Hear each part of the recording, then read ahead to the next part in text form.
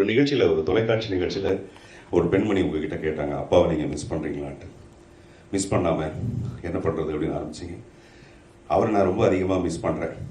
எனக்கும் அவருக்குமான தொடர்பில் முதல்ல அவரை நான் வாழ்த்தி பேசுகிறதுங்கிறது வந்து சூரியனுக்கே டார்ச் லைட் அடிக்கிற மாதிரி அப்படின்னு ஒரு தடவை சொன்னேன்.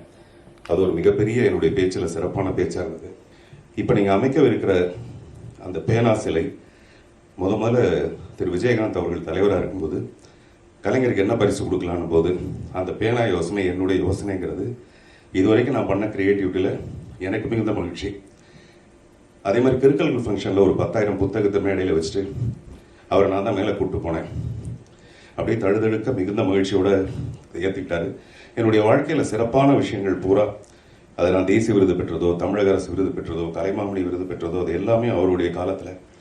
அதனால் எனக்கும் அவருக்குமான அந்த நட்பை வந்து நான் அடிக்கடி, நட்புன்றது அவருடைய வாழ்த்து.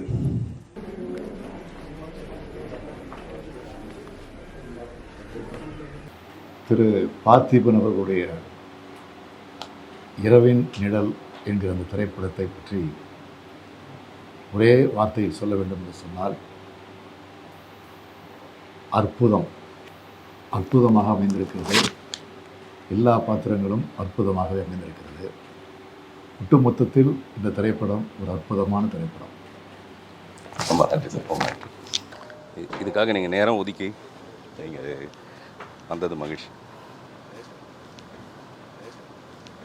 நீங்கள் அப்புறம் நேரம் கிடைக்குமா அந்த புத்தகம் படிங்க. சரி.